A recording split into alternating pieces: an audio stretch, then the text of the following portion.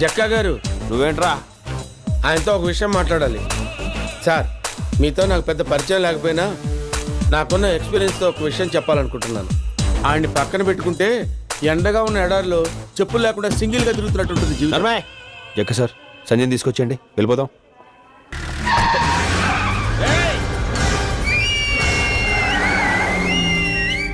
Super! మీకు ఇంక మొదలైపోయిందండి. ఆడింక తిరిగి రాడండి. స్వామి ఏ శరణమయ్యప్ప.